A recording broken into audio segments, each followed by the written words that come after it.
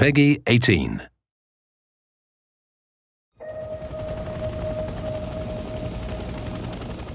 Hello, my name's Paul Rustchynsky and I'm the Game Director on Hell Let Loose Vietnam at Expression Games. I'm here to introduce you to a brand new series, a way where we can hopefully get more information to you guys about the game on a more regular basis. Not just from Vietnam, but also Hell Let Loose as well. We're excited as a way to show off more gameplay, more features and more maps over the coming weeks, and hopefully you'll come along the journey with us. Recently we had our closed beta test where we had tens of thousands of players play the game and give their feedback. We were able to test performance, look at playability, balancing, stability, and we got tons and tons of useful information and data, and we've been able to react to that, tuning, balancing and improving the game for both the upcoming open beta and for launch. Players were able to check out one map, Tarn Hall Bridge, on one mode, which was Warfare. For the upcoming open beta, we're going to expand that to 2 modes, so you'll have Offensive and Warfare. It'll still be the same map, but we want everyone to experience this because it's one of our favourites before launch. And to help players get onboarded with the game and understand the various roles and systems, we're going to be opening up all of the game's tutorials as well, which are hopefully a great gateway into understanding the complexities and depth of the game. So the recent closed beta was super fun to watch. Everyone at Expression Games was keeping a close eye in your matches, and we sneakily jumped into a few games as well to play. We tried not to give away all the strategies and tactics, but we had fun watching you guys, gathering data and understanding how you were utilising the various strategies, and especially looking at the differences between our asymmetrical sides of the NBA and the US forces. So Hell Let Loose Vietnam is going to be launching with 4 distinct game modes. During the closed beta, players got their hands on with Warfare. In the upcoming open beta, you'll be able to check out Warfare and Offensive. And then at launch, we'll be detailing the other 2 modes, which are a great deal of fun. Warfare is, of course, our flagship game mode.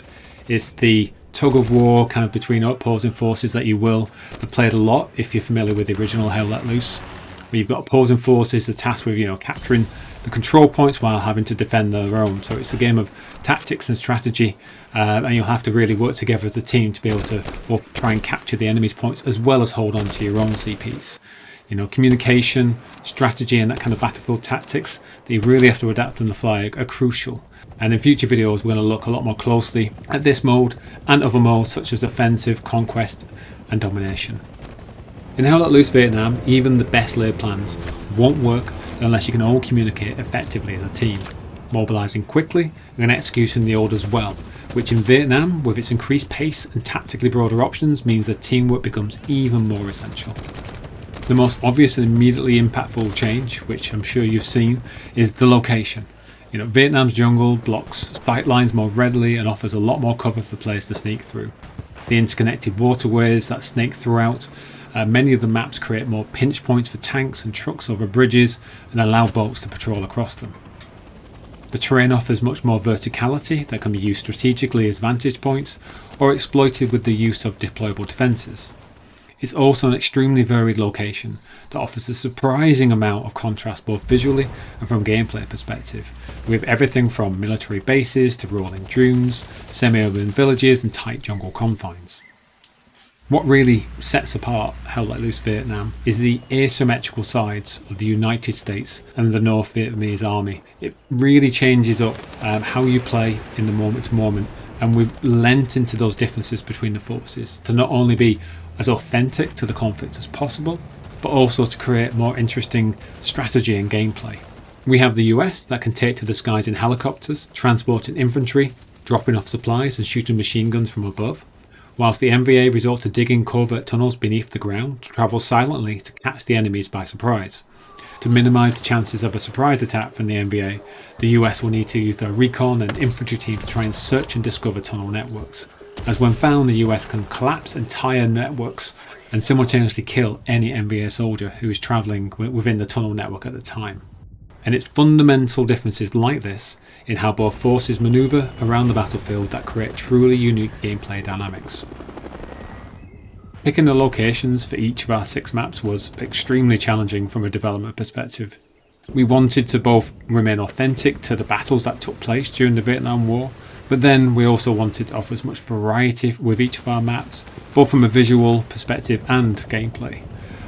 But there was one location that stood out to us, and it's the one that was in the closed beta, and you'll be playing in the upcoming open beta, and that's Town Hall Bridge, otherwise known as Dragon's Jaw.